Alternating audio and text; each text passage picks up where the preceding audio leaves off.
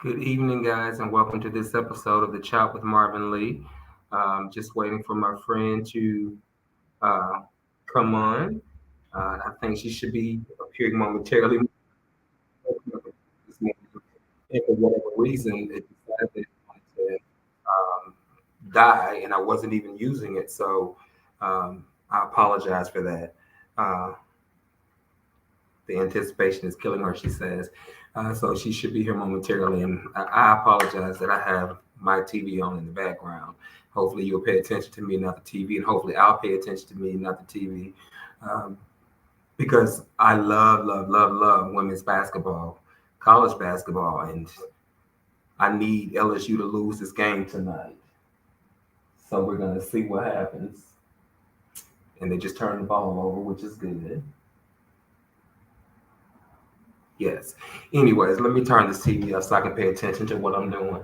Uh, I see Nicole is on Instagram, but I need for you, Nicole, to come on StreamYard, please. The link that I sent. Oh God, I gotta send her the link again. Hold on, love. Hold on. Invite.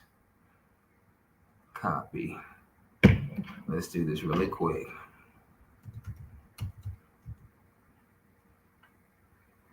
She should be with us momentarily.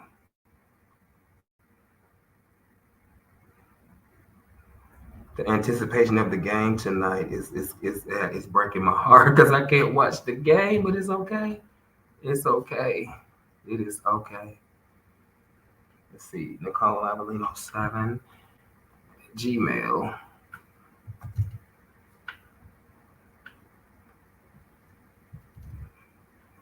Okay.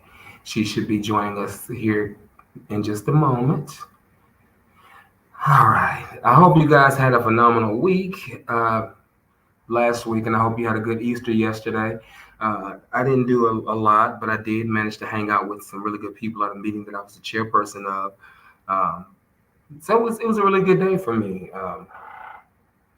It was just a really good day. And I'm not sure where my vape is, but I really need it right now. And I apologize ahead of time because I'm going to be hitting my vape. Just saying. Um, I'm waiting for my friend to show up. I sent it.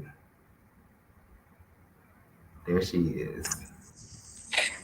Hi, I've Betsy. I've literally been sitting in that waiting for 12 minutes. And I literally didn't, I didn't, well, I was driving home from work, so I didn't get here until like just a few minutes ago. And then when I started the session, I forgot that I unplugged the laptop, and apparently I must have left it on today. And so when I got on just now, it was still unplugged, and so it just died. But anyways, I apologize. But hello, ladies and gentlemen, and welcome to this episode of The Chop with Marvin Lee. And this week I'm talking to my friend Nicole A, who is also a fellow recovering addict. And um, so we're basically going to be talking tonight. Nicole's going to share with you her story as it relates to addiction and the changes that have taken place in her life since she's made the decision to get clean. So, first off, Nicole, for those that don't know, um, this is my first individual interview with a person in recovery. So you're the first recovery um, interview that I'm doing, and it's Aww. funny because you are. A lot of people don't know how close we really are, Yeah. um, and a lot of people know that your brother sponsors me, but I knew you well before I knew your brother, whatnot. But I want you to talk a little bit about what life was like for you in using it, and what brought you to the decision to stop. Oh God. Well, I And you mean, know people love you, just so you know. eh, I try to love most people back. Well, as long as you love me, I'm good. I We can love work, you. we can work on everybody else. Yeah. No, I mean, God, you're talking about how life was using. I mean, it was miserable. Um, I mean, no, it was fun until it wasn't, right? Mhm. And I love getting high. So if I could still be getting high and not have to deal with the consequences, I probably would, you know? But I can't. I mean, at the end of the day, I use and I give everything away, you know. I I started using, I feel like kind of late. Like, I mean, I drank a little bit here and there at like maybe 13 or 14, but it wasn't until, and I played soccer my whole life. Like, I had a scholarship for college my junior year. So I wasn't even a senior yet. And I had like three different schools already, interested. And, like, I started like really partying. I want to say that summer my junior year, and I smoked weed. I believe I was like 16 was the first time I smoked weed. And it's fun then. I was with friends, but even that very first time, oh God. I've been sitting here thinking if I should put something in front of this phone. There we go. I remember being so paranoid and like telling my friend, pull the car over, pull it, we're gonna crash, blah blah blah. And they were like, it's fine, you're just high. And I was like, no, I'm not. Like I didn't even think I was high. I was just like, oh, pull over, let me out. I was like, we're gonna die. And I just kept using. I feel like I was always friends with a lot of different people. Hmm. Like I want to say like two really core like girlfriends that I was always friends with growing up, but I was always friends with everyone. Like I Hmm. knew everyone, but I never really felt like I fit in completely in a whole group. Hmm. It's funny, like when I got older, I used with a friend that I went to school with, like elementary and high school, and I used with her, and she was like, you were always like you were so popular, you were best friends. And I was like, no, I wasn't. She was like, yeah, your best friends were so and so and so and so. And I was like, yeah, but they were popular, I wasn't popular. And she was like, yes, you were. Like, so I it was just weird. Like I always kind of felt type delusional, I guess. Like Hmm. I, even though they were my best friends, and the Right. girl was the most popular girl, and I did not feel like that. I still felt like an outsider. But yeah, so like I could sit, at any, I feel like a lunch table I wanted to. I would always just like change around. And I finally hung out with these one group of people that started partying. That's what I was getting at. And so I started partying with them, and by the end of that summer, um maybe it was, I don't know. Either way, I didn't use very long until like my senior year. I got kicked out of high school Hmm. for fighting, and I like went to school messed up from the night before, and got into a fight, and then I like they sent me to rehab. So that was the first time I went to rehab, was when I was 17. Okay, Nicole, I'm gonna need you to put that box down because you distracted No, I'm trying to concentrate though. me. Sweetheart, you got this. I don't know. No, so No, yeah, because I went. it was my senior year. So it was, no, I was 17 when I went to rehab the first time, right? And then when I finally came to Florida and got clean, I was 27. Okay. So that was a whole, decade, and I was introduced to a fellowship that first 30 days. Well, before we even get there, because I know you were talking about, and it's, you're right. We all, I know for me, the first time I used drugs, it was weed, and it was like, um, it was just a social thing, right? But then at some point, it moves beyond the social aspect of things, and it becomes something completely different. And I heard you talking about the alcohol and the drugs. So, and I know there's a decade in between that you're talking about, but at what point do you progress to harder drugs? And what were the harder drugs that you progressed to? Well, so yeah, 18. So that's what I'm saying. From just 17 to 18, from me just doing, uh, you know, smoking weed and drinking and pills. On my 18th birthday was the first time I did heroin. Okay. Uh, I was dating a guy, and he lived kind of far from my mom's house where I lived. And my thinking was, okay, I have to go home at some point tonight. I don't want to drive drunk. I was like, so what else can I do? And a guy, one of his friends, had heroin. So my logic was, okay, I'll do this because I can't drink on my Not 18th realizing birthday. that the heroin's gonna make you nod and you still can't drive. Yeah, I just remember it very itchy and awake actually that night. I was like, oh, this feels like a Percocet, like times 10, like that's, but that was like my distorted thinking, right? Like, oh, you can't drink and drive, so let's do heroin. Like, what? So Right. happy 18th birthday to me. And so at that point, so that's the first time you use heroin. So at that point, what prompted you? How did you get into using it? Even how did your usage progress from that even? Um, yeah, I mean it became like an everyday thing, Hmm. It wasn't just heroin every day. I would say, I would use anything that was gonna get me high, and it depended on who I was hanging out with at that time or what person I knew to get it from going forward, Hmm. I had my daughter at like 20. Yeah, I had her at like 20 and a half. So I did stay clean when I was pregnant with her. I was using until I took the test and I was like, oh crap, I'm pregnant. So I stopped. And, that whole time I couldn't wait to have her so I could get high again. Um, my brother and their dad were using while I'm pregnant. And the whole time I was just waiting those 9 months to use because I didn't know any other way. You know what I mean? Hmm. Like, I was just holding out because of that. So it didn't take long. After I had her, I was off to the races.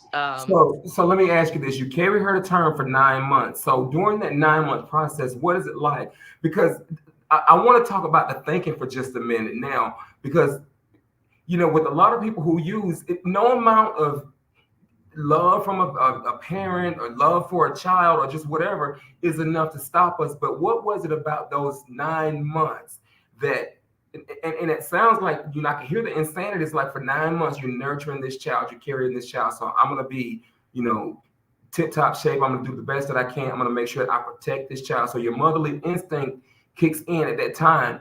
But as you said, as soon as you delivered, as soon as you gave birth, you were off to the races. So from the time that you stopped and realized you were pregnant, you stopped to the time you gave birth. What was your thinking process that entire time? Yes, the motherly instinct kicked in, because two things can be true at one time. The motherly instincts can kick in, but what about the obsession to use? Talk about that for a minute. Um, I don't really feel like, I mean, I feel like I guess I did have the obsession, but it wasn't as strong. Like, you Mm-hmm. know what I mean? Like, I don't think I was super, super like I don't remember going through withdrawal. I don't think you know what I mean? Or maybe I did. It was so long ago. I really don't think I did though. I just like knew was pregnant now. I'm keeping this baby and I don't want to mess her up. Mm-hmm. So I tried to block it out, but they were always using around me. So like I kind of was just waiting, like Mm-hmm. my obsession, I guess, just got down because of like God. Like, I don't know. I never really thought of it. Like, I Right. just stopped because I knew I needed to. I probably didn't want to be judged. I wasn't dating their dad for that long. So, like, I don't want to be that person that's using pregnant, like, I'm not that bad. I'm not an addict. I've just been Mm-hmm. because it's fun. Mm-hmm. Even though I had been homeless, like, been doing all crazy stuff, Mm-hmm. so yeah, it was probably just like the whole denial, like I didn't think I was that bad and I'm like I can do this. Um but yeah, it probably took she was probably like a month old when I finally used smoked PCP. Mm-hmm. And, And and, and we can see the progression. So, what is it now? I know that you have a son too. So, between Aaliyah and Marcus, what is the age difference? So she just turned 13 and he's about to be 9, so they're like 4 years apart. So Um what was the period in between after Aaliyah is born? yeah. Um, Oh, that's when it got really bad. I mean, I was like it was bad. It was bad. I want to say maybe like a year or two before I had Marcus was like when I was really in it. And when I got pregnant with him, I was like done. I was like full blown only heroin. Like I really was scared to have mhm, really, as much as I love him at the time, I was like, I don't want to do this, mhm, but I also like loved their dad. So I was like, well, we already are in this family dynamic and okay, we're going to make it work. But I'm like, mhm. how is this going to work because I'm addicted? Like I already knew that at that point. Um so yeah, it was tough. I used with him.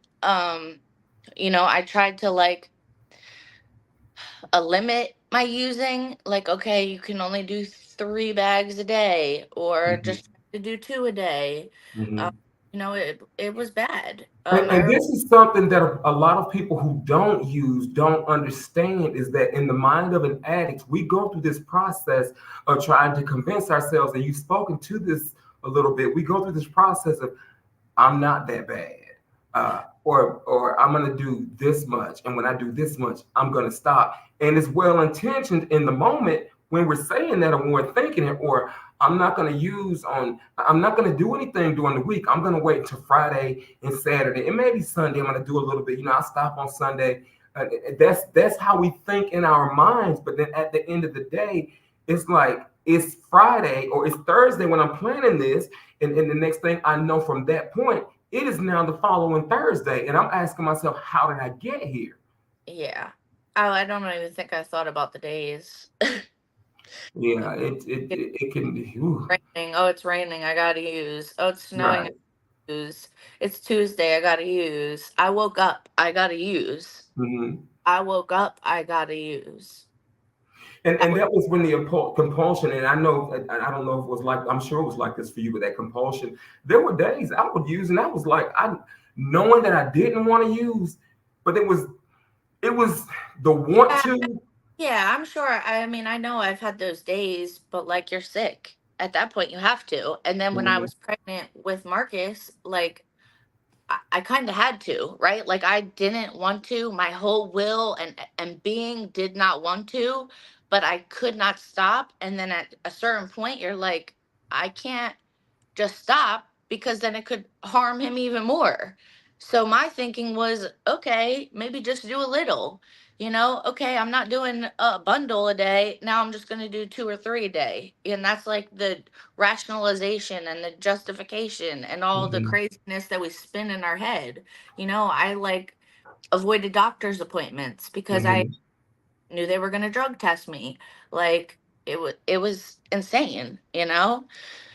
So, Luckily, I kept him in the hospital for 3 days, to like keep him supervised, and he was fine. Like, if family wanted to come and see him, I lied and I said, "Oh, he has jaundice. He has to be under the light, so that's why he's in the other room. I don't really want anyone to see me." It's not like I was seeing family like that anyway. At that point, I was very just isolated mhm. to begin with, but you know what I mean. Yeah. So, let me see. That was 2015 when I had him, and I came out here in 2017. So, yeah. So when you came here, and because a lot of people don't get this, and we get a lot of flack as addicts to have responsibilities, and which a lot of people don't understand. Yes, I know I have a responsibility in terms of having children, but if I don't get myself clean, I'm gonna be of no good to these children anyway. So what was your process like of having to actually leave your children behind to seek? Because I'm assuming at this point is when you sought out help again. Well, yeah. So I wound up getting, eventually, I wound up getting sick. Um, like in my arm, I got cellulitis and abscess, and I went to the hospital, the Hmm. same hospital that I had my 2 kids. And obviously, that's from shooting up. So they reported me. Um, I went there on like a Tuesday, and I left that Friday because it was my 27th birthday. So that was the 18th. And I found my way home. I was maybe there like 10 minutes, and Dyfus was knocking on my door, saying, you have to be supervised with them, blah blah blah. Their dad's mom came, got them, and when that door shut and they were gone, like, I was just done. I was already so sick. I was already on 3 days of withdrawing. I was already waiting for the dope man to come. But then that lady showed up, right? And I'm just like, I'm gonna die, right? Like, eh, I'm already bad and I was trying to hold it together, right? Because I had them.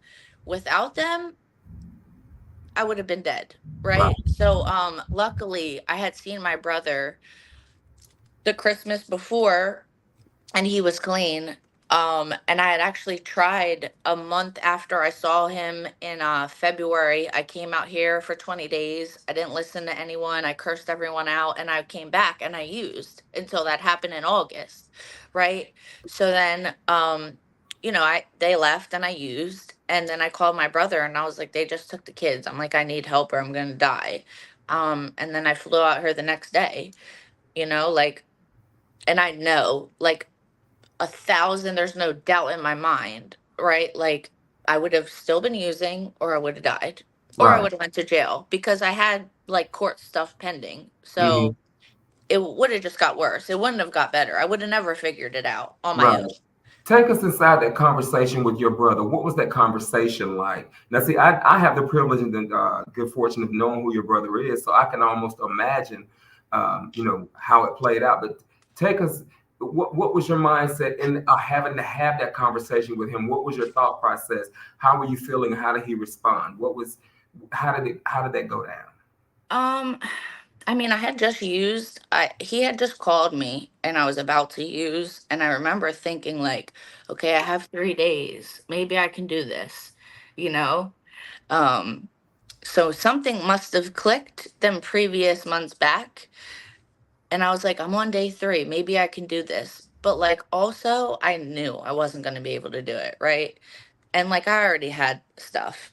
Um, so he called me and I was like, I should answer. And I was like, no, I'm going to use. So then I used, and then I called him. And I just remember saying like, yeah, they just took the kids. Like, I need help. And he was just like, okay, are you serious? Like, all right, like, you really want to come? You know what I mean? Like, I don't really remember specifically what he said, but like, it was kind of just that simple. Like, he was just like, okay. Like, and then we also had, my kid's dad came as well. So he was like, okay, I'll figure it out. He wants to come too. And I was like, yeah, both of us will come, and then his mom drove us to the airport the next day, like, and then I was in rehab and we went to different rehabs. Like, Right. it So happened that fast. at this point, and even while you were describing the conversation with your brother, I mean, I kind of in my head already knew that's how it went because, again, I have the good fortune of knowing him on a more personal level because he is my sponsor, Yeah. uh, and I know how he is, and I know the convictions that he has. I know him. He knows me, or whatever. So I knew there would be no judgment there. But so this time when you come to rehab. It is this how long were you there? What was that process like? And once you were discharged from that rehab, what was your process like? So I detoxed in the rehab. Like, I didn't go. I remember this. I remember him saying, I can't get you into a detox right now. And Hmm. he was like, I know you're going to be sick as hell, because my brother, mind you, previous years was using with me, so had already been through it, right? So he knew I was gonna be sick as hell. And he was like, I can't get you into a detox right now. He's like, but I can get you in PHP, which is like, the 30-day program. Usually with certain drugs, you'll go to a detox for say a week to 10 days, which is what I did this time around. But that time back in 2017, I detoxed in the PHP. So I was very sick. I remember thinking like, oh my God, all these girls are in shorts and a tank top, and I was bundled up, sweating in a blanket and a hoodie, like can't get warm, can't get like it was so bad, you know? And I remember the one director guy kept saying like he would always just tell people like you're an addict, you're an addict. For some reason that really like, and then he would come to me and be like, yeah, you're definitely an addict. And then I guess it just finally like made me start questioning like, oh, I am an addict. Like, even because I guess, we have them weird things like, oh, I'm not on the corner begging for money and or this and that, but You're not like eating out of mine a too, garbage I can. had never had a job. I'm living Yeah. off of welfare. Like I have Section 8, like I'm not paying no bills. Like I only have that roof over my head because I manipulated into getting it, Mhm. like from being in a shelter and like so yeah, like you just judge and be like, "Oh, I'm not like those people. I'm not like, you know what I mean?" So yeah, like something just finally clicked that I was like, "Oh, I'm an addict. Like why is he saying I'm an addict?" But yeah, I was sick as hell. I was in there for like I think 40 days or something, like the usual. I think they kept me for like 40 days. Mhm. And then yeah, and then I went to halfway, and I just listened and I jumped right in, Right. like I went to a halfway, did meetings, got a sponsor. Like they introduced me to my sponsor. They were like, "Hey, we know this guy's girlfriend at the time is getting a medallion at this meeting. She would be good for her. Like go to that meeting." So they kind of just like threw me into it, and I was Mhm. just so broken at that time that I was going to listen to anything that they told me. Mhm. Mhm. So, at that point that you said to yourself, when the director says that you're definitely an addict, and you say it kind of hit you, at that moment, um, in rehab, and you make that admission for yourself, what was that actually like for you? Is that why you decided that, hey, I'm going to go to halfway, I'm going to start listening to people, I'm going to go to meetings, I'm going to get a sponsor, I'm going to do all these things that they tell me to do? Like, what was it? Was that your defining moment up to I that don't think I point? wouldn't say I don't think there was like one defining moment. Because I went through a lot of shit my first year clean in that year. Um, you know, uh I still had that house, so I had that. Like I wound up like letting that just go. I had the kid's grandmom go in there and get certain things, and she put it in her storage. But like I was like, just take it. I had to surrender at multiple steps, right? Like I had Mhm. to surrender in that rehab and be like, okay, just for today, I'm not gonna leave this place because in my head, I'm like, okay, they flew me back the last time we'll say 6 months ago, Mhm. Mhm. like so I could have probably like I was just so broken, so it was definitely a bunch of surrender. Like there wasn't like one specific thing, you know what I mean? But I feel like him saying that like, oh, you're an addict, it definitely started making them questions like come into my head, or coming to some type of realizations like how I'm living isn't normal. Whether this has been my normal, yes, for a decade, and that's my perception, and this has been my reality of normal, Mhm. this doesn't have to be normal, right? Like all of a sudden I'm like, wow, there is other people that have used and they're not using, Mhm. so it was just So, like mind blowing. and there's something that you just said, and I like how you said this. It was, there was not one specific defining moment, but there were small surrenders or small things that you had to do, like step by step. And Yeah. talk about that just a little bit more in depth, just in case there's somebody watching who's listening that may be struggling trying to get clean, and somebody that is clean and that's still having the thoughts or whatever the case may be. What is that like now on a daily basis for you in terms of, because some of us do we lose that desire to use. Some of us get it instantaneously, but some of us don't. Um, Yeah. so what is your experience with that? What allows Nicole on a daily basis to be able to keep doing the things that Nicole needs to do to make sure that Nicole doesn't go back where she came from? Well, I have my own experience now, and I have my own living proof. Before it was just the whole like hope shot, right? Like that's the whole second step is hope and faith, which I just had to blindly. My brother was a big part, right? Because I use with my brother, like I said. And then he's clean. Mm-hmm. So like that was like a major part for me because I'm like, okay, he's actually doing it. He's clean. He has a job. Wow, he has a fucking car because when he left, he didn't have a car. He didn't have a job. Like it was just it was just like having to go on a one, two, and three. Right. Like surrender, hope, and faith, and just blindly doing it because at like I said, at the end of the day, I was just so broken. Like there wasn't like the whole surrender thing, like, and like you said about the obsession and compulsion, s- some people, like you said, it just goes away like that, and they're like, no, I had to like daily, like, okay, I'm not going to use today, and then when them moments get hard, like, I'm not going to use for the next 10 minutes. Okay, it's been 10 minutes. I'm not going to use for the next 20 minutes. Okay, it's I'm not going to use for this hour. And then I'm going to go to this meeting. And then probably after the meeting, I'd feel a little bit better. And then all of a sudden, it's the next day. Right. Like it was literally like I would have to maybe like keep it that simple, you Right. know? And this time around getting clean, I already had been clean. So I had at that point definitely my own like experience and hope. But that first time around, it was just God. Right. And Wrapping that's where arms I was gonna around go me, next. like it was literally a higher power. Right. And this is funny. I mean, it's weird that I'm interviewing you first because I know you, so I know your story. So I want to ask the questions in such a way that I don't like I'm not answering your question before I Yeah, ask no, the you're question okay. because obviously I know the answers. So the first time you went to rehab and then you quit, how much have you been clean the entire time?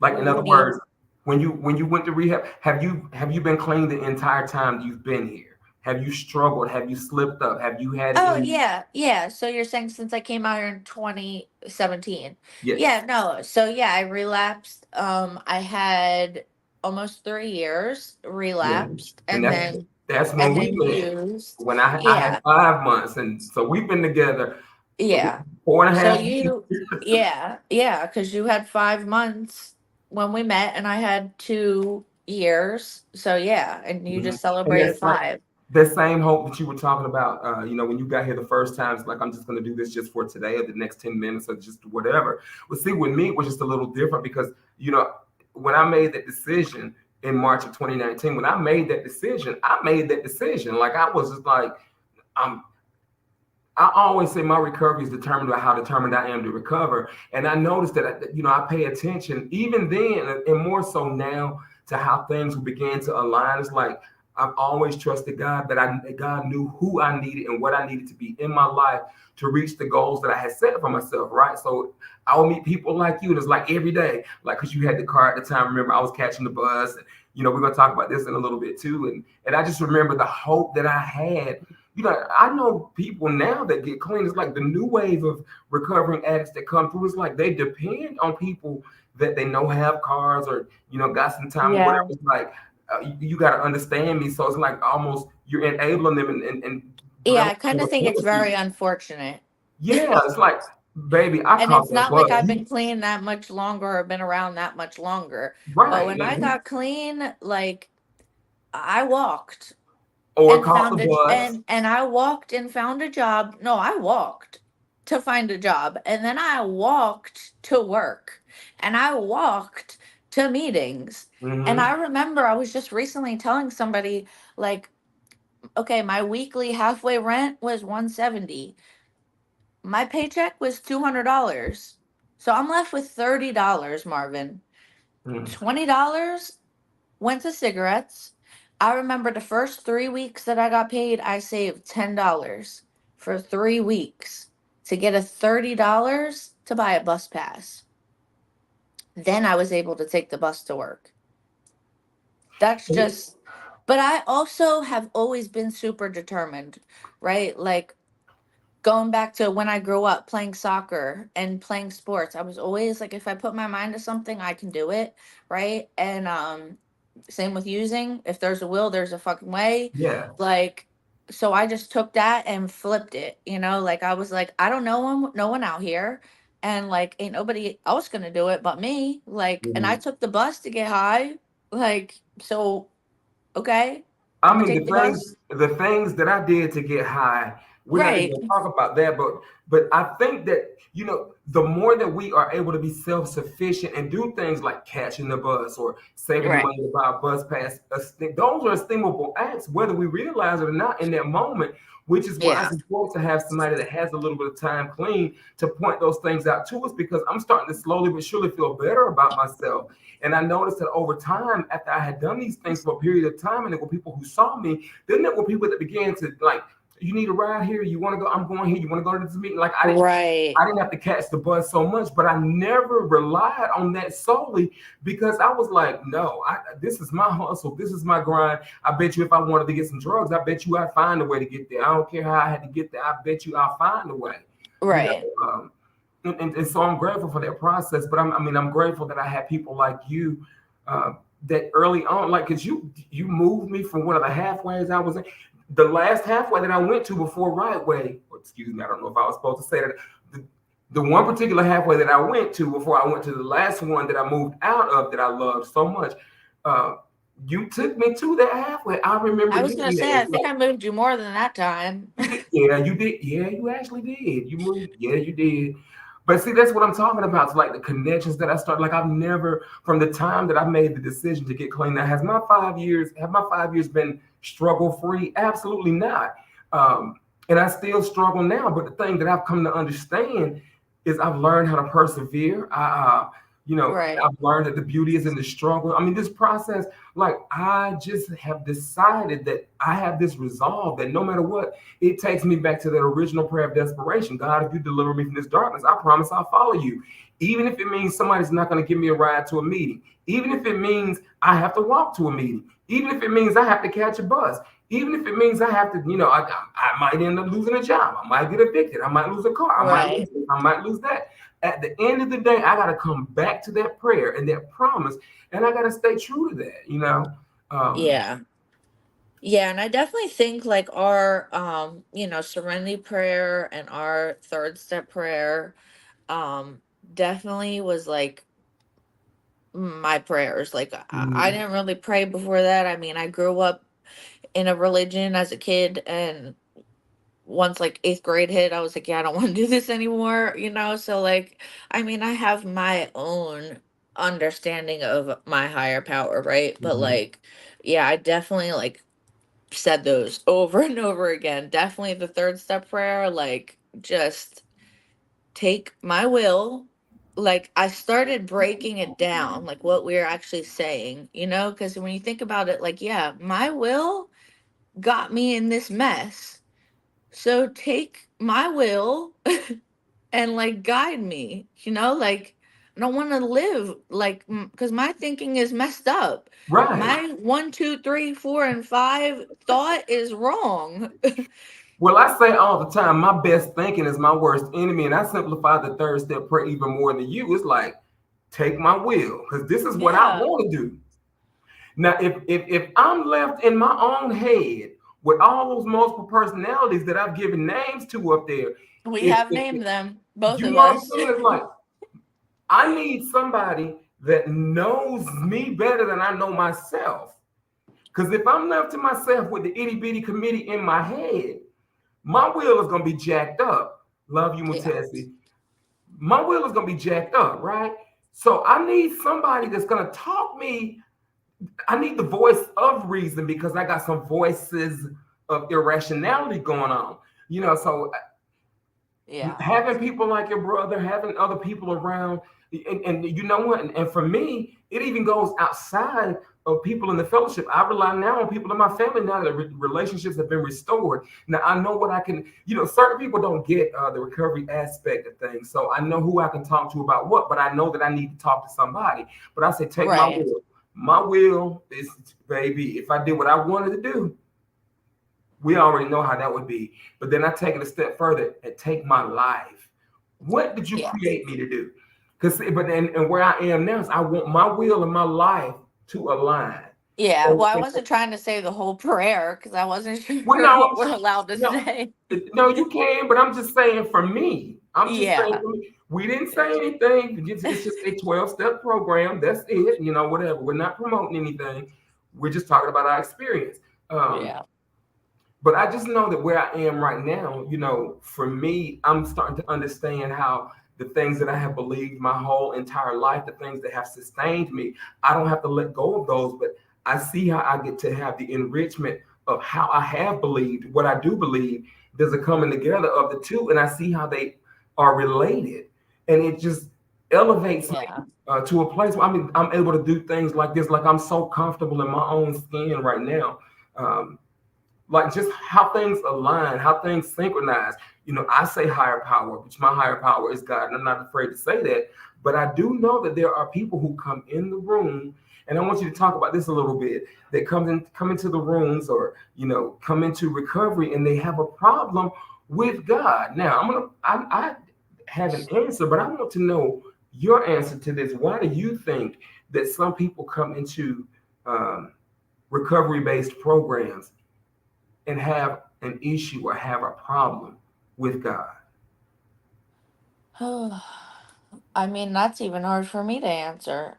Because I've Why struggled with it, why is that? it's changed over all the years, but even recently I said to my sponsor, like, why did they put God in the one step and not just whatever word I was trying to say that was like not, and she was like, why are you reading so much into it? Like, why is it bothering you that the word is there? And I'm like, I don't know. I'm like, I don't know. Um, I don't, maybe past trauma, like, I mean, you even know that, like, I know your experience with that growing up. I remember me sitting in the church every Sunday going to CCD, uh, and all that stuff growing up. And to me, it was just like, you're Well, going to hell. You're going to hell. I'm going you to hell. there it is. Now I never ask a question that I don't pretty much have an answer to. I have a book now that I haven't cracked the first page yet to read it, but the title of the book, I bought the book simply because of the title. It says "When Bad Christians Happen to Good People." Um, Raised in the church, um, the relationship with God for me, like I've never hated God, but I've always hated religion. I think I said that earlier.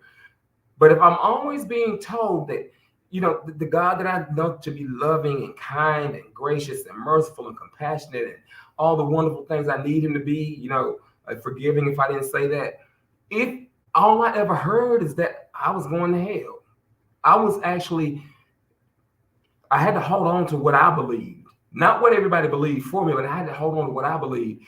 And I think that a lot of people with various traumas and everything else, the places that they should have received nurture and the people and places that should have been representative of that God Right. failed them. So that's kind of where I was going with that. But what is your life like now? Let's talk about that. What is life like for Nicole now? I know what it's like, but I want you to tell people what it's like. Life is good. Now, Um, why is life good? I mean, why isn't it good? Um, You tell me. no, I mean, for one, I'm just super, like, I just try to, like, stay super grateful, like, I'm not in that desperate, dark spot. I didn't have to wake up and use, I mean, I still struggle with my depression and all that, but for the most part, I can get up and try to get myself together and, do what I'm supposed to do. Hmm. Um, but yeah, I mean, my life is just completely different. I mean, and if it wasn't, I would be using. Like, if my life didn't change, I wouldn't be here. Like, I wouldn't see the point of doing it if it didn't change. So what's Like, your relationship like with your kids now? oh, they're good. So I don't even think I told you I got the court date.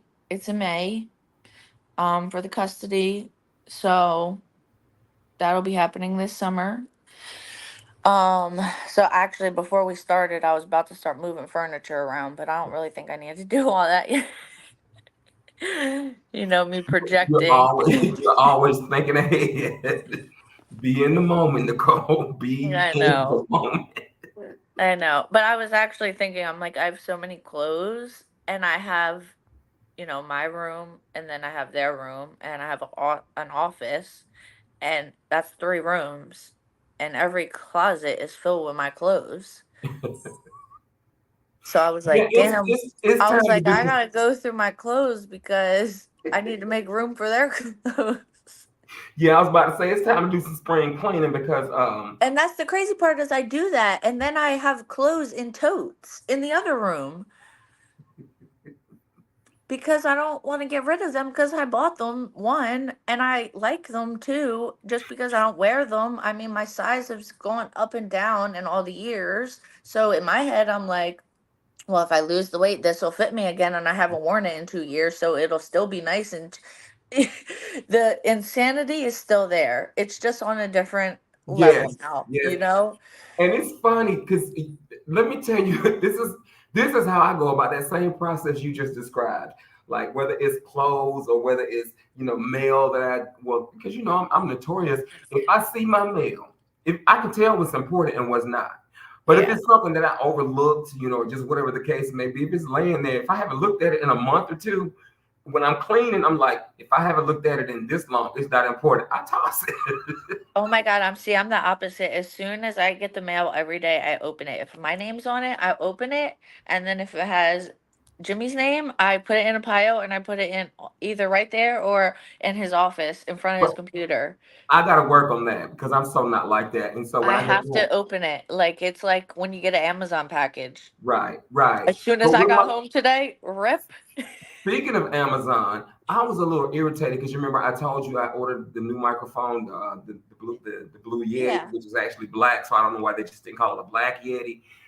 It was supposed to get here today, but then they updated the shipping information and said that it won't arrive until Thursday. So I had to practice some acceptance. I was like, whatever. Thursday will be here in 3 days, so whatever. But yeah, and you were talking about the clothes. Like I can relate because I got some. You remember the little? Okay, so when I came into this process, Trust me, I know. Cause I mean, you've seen me at my like highest weight. I think when I met you, I was at my thickest, and I came here like 110 pounds. So hello, and I I've was gotten all the way 160. up to 200. So I that's was a big difference. 162. I got on the scale this morning, and we're talking 223. So we're talking Mhm. about 38 plus 23 is 61. Yeah. So I I'm actually weighed getting. myself today, and I was actually pleasantly surprised. I mean, I don't mind the weight. But I've never had a stomach, and the weight that I carry in my stomach, it is like messing with my lower back a little bit. But that's okay because we focus on solutions, not problems. I'm getting a gym membership this week. Funny, my co-worker at work was about to go to the gym after work, and he's like, "Do you want to come with me?" And I was like, "I won't today." And I was like, "But actually, I will go tomorrow with you." So I'm gonna try that. He's like, "Yeah, just do cardio, blah blah." And he's like 60s. When I tell you, like, I'm like, wow, you know what I mean? Yeah. I mean, that's the beautiful thing that I can say about my process too, is that there are things what I don't like about myself, I change, but I make sure I'm changing it because I don't like it. If somebody else doesn't like something about me, that's okay, that's your problem. Why don't you like it? I had somebody say something one day, like, because you were talking about the clothes. You remember my jeans that I used to wear, the ones that had the rips in them and everything. I was so cute in those jeans. I still got them, right? Baby. It's like I need to go ahead and retire. Now I fit. The I just lost your sound. Women, say it again because you lost your sound for a minute. Can you hear me now? Now I can. Now you can hear me? Yes. That's so weird. I didn't even do anything. No, I said I have a black pair of jeans like that I haven't been able to fit in like a year, and I fit them now. And I was like, I put them on last week, and I was like, oh my god, my pants. And I guess I hold on to those things because that's my marker that if I can get back That into this, too. Yeah. but I mean, but you know me, I have given a lot of stuff away, like just, and I don't like talking about stuff like that because I believe if you do something, you do it from the heart, and I'm only sharing it now because I mean, I Yeah, it's no, and for real. that's the crazy part too, is because you were talking about like, oh, it's time to spring clean. I literally do that every couple of months. Like, I've given bags of clothes to women's halfway houses. I'll go to Goodwill, and I do that every like 3, 4 months because I am always cleaning. Like, I am still very OCD. Like, you've seen my house. Like, you know? Right, So, I mean, I stay doing that, but it's still like apparently unmanageable. right. And it's funny because there are sometimes I'll come inside and I'll just be like, you know what, I've had enough. And I just go through and it's like, I don't care what, because my thing is I have sentimental attachments. That too. And I try to tell myself, like, people have said like, "Oh, if you haven't worn it in a year, you're probably not going to wear it again." That's kind Yeah, of that's true. true. That's true, but I'm like this. If I haven't worn it in a year, it's gonna be a vintage one. And that's when I'm like, "Okay, so I have to work towards getting to And then when I wear it, look, and child then when I wear stop." it 3 years later, people are like, "Oh, where'd you get that from? That's the latest fashion." No, honey, this is a resurgence. No, no, But no, no. I don't know what else I wanted to ask you. We've been talking now 51 minutes, and it's crazy because I kind of I love the format. I love how it goes, and I I and I mean, think there's a lot we could talk about. Honestly, I wanted to talk about too is like other women, like, or like for guys, the guys, like for me, the I didn't really I had, I want to say, like, two good girlfriends in New Jersey when I was using, and even in them certain times that I like fucked them over, I was still friends with them. um mhm, but that was a big issue in the beginning, right? And like, if it wasn't for the women that I have in my life today and throughout these years, that was a big part. When we were talking about like the halfway and stuff, I was thinking about that. Like, man, it's just crazy, all the surrendering. So crazy. But yeah, I I always definitely, just beat it's the LSU. people, the people. Mhm. Yeah, I was saying I would just beat LSU. I just had to pick my phone up. My TV was on in the background, and I was going to leave it on because my other recording software, you could never see the TV in the background. So I was going to keep turning back, checking the score of the game. But no, I kept checking it on my phone. But LSU lost, and I'm grateful. I'm glad. Now Why? we got now we got to play NC State Friday night. Hopefully we beat them, and I don't know who plays or who wins between UConn and Southern Cal. I have a feeling Juju Watkins, and I'm saying like I'm speaking Swahili to you now because I know you're like Marvin. Who are you even I'm talking not playing. I'm not following no more. And it's crazy because I used to know so much about sports. I loved watching football about? And and see, that was college basketball, actually, but when I not was no more. using, like everybody who knows anything about me, even when I was using and I lived at home, I was always watching sports. But when I moved to South Florida in 2017, girl, like all the TV shows, I quit watching TV. But it's because I went from the country basically to a big city. And it was like there was so much to do and so much to see, and I didn't have Yeah, enough time to see it. And I'm like, I gotta see this, and I gotta see that, and I gotta do this, and I gotta do that.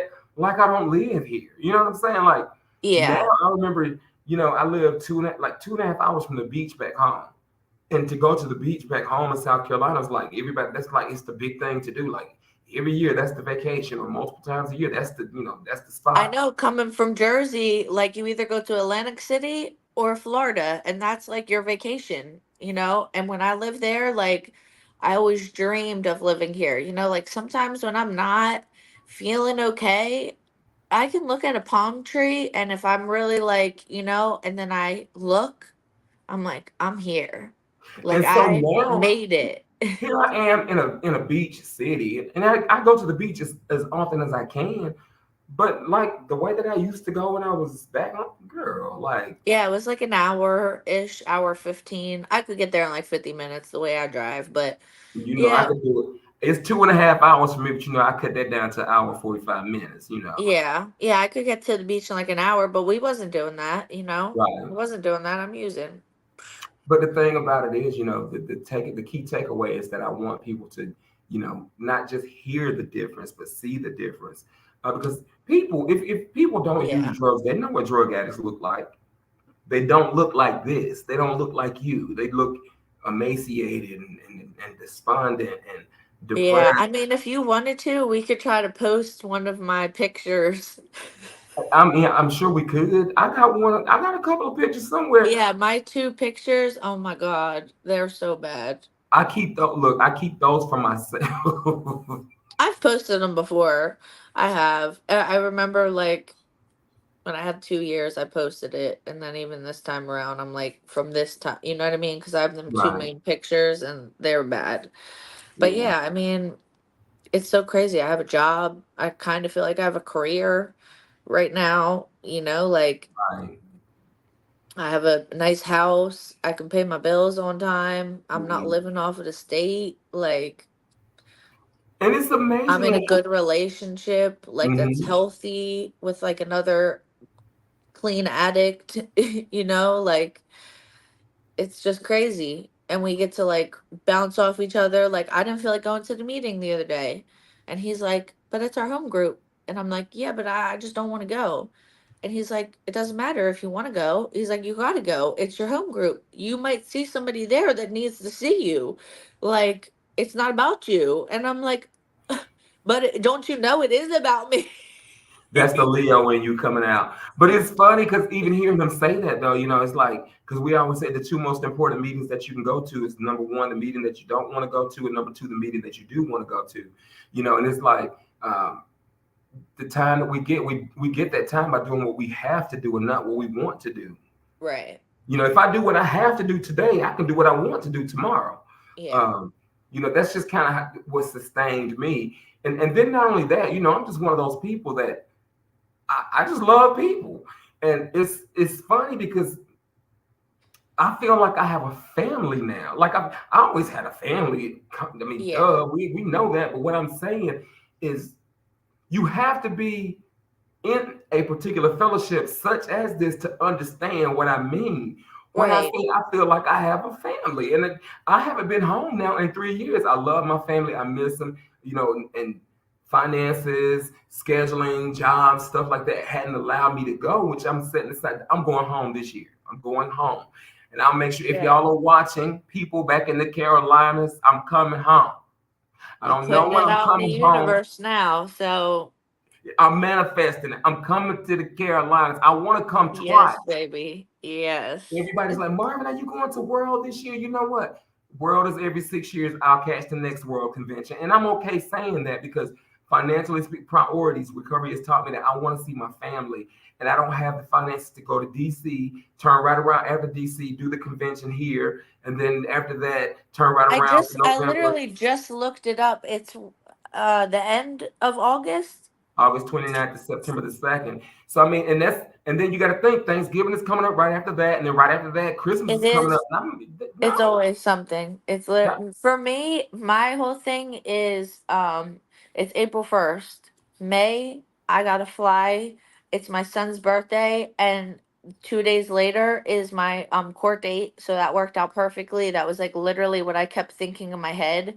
Like I hope his birthday is not the first week of May, and then I have to go the end of May and take more time. You know what I mean? So that happened perfectly, and then the next month is June and I'll be going back, to right? get And them, like yeah, so, I was just planning that. Like I'm gonna fly there and then probably get like a U-Haul, pack up their stuff, and we're gonna take a road trip. Cause I was yeah, saying like, Jimmy, I really wish you could come with me in May. And I was like, but I was like, I really need you to come with me in June because that's a lot of driving. And I was like, I want to make it a road trip.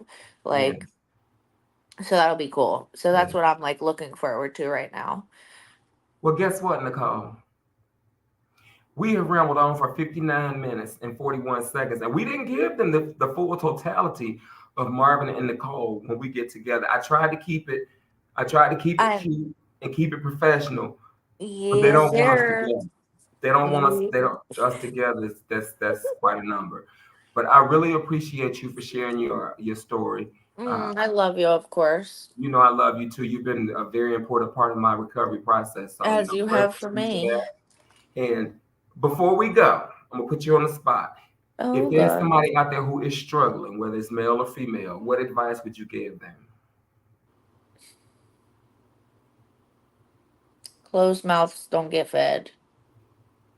Speak up, because I suffered in silence for a long time, Yeah, and like sat in denial, like that self honesty piece. Like even when maybe I knew it, and then you just pack that away. I'll deal with it later. But like no, like it's okay to ask for help. absolutely. And it's Yeah, okay to say that you're not okay. exactly. That's it. Nicole, I love you. I love you Ladies and more. gentlemen, this has been another episode of The Chop with Marvin Lee with my lovely friend Nicole A. Again, next Monday night, 8:30 p.m. Eastern Standard Time or 8:39, somewhere up in there. But I want you to be kind to yourselves this week. Be kind to somebody else. Love yourself. Love somebody else. Do something sweet, nice for yourself. Do something nice and sweet for somebody else.